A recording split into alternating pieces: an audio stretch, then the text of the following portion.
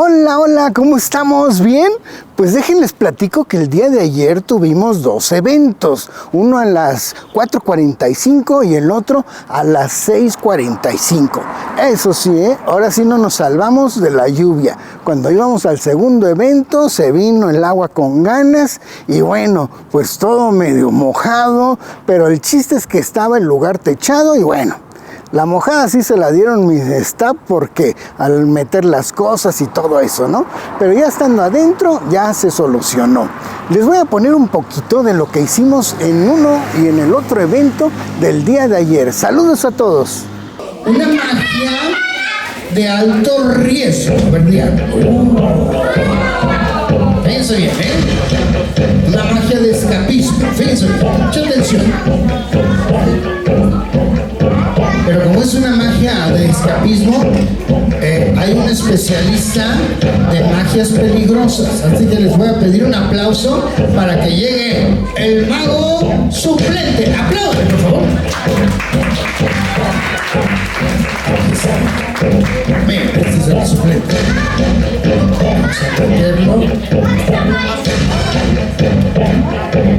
Despídense del mago suplente. Niños, estas magias son muy peligrosas, ¿eh?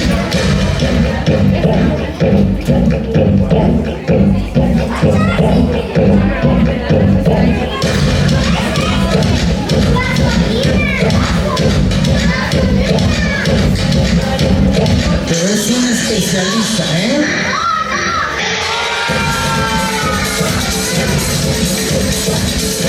Y ahora miren cómo sale ileso el suplente. Creo que le falló un poquito. A ver, tantito. ¡Acá está! ¡Aplauso al suplente! Vamos a ver. La camisa de Shrek. Vamos a ver. Sin camisa, mira. Vamos a ver.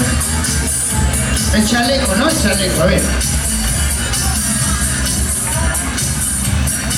Ay, ese es el pantalón, me equivoqué. A ver. Déjenme ver si lo puedo enseñar. Ay, no lo voy a enseñar, ¿eh? Mejor déjenlo acomodar. Déjenme ver qué encuentro acá. Ah, aquí hay un pañuelito, afortunadamente. Listo, permítame.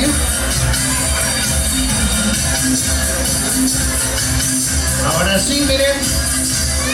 Ahí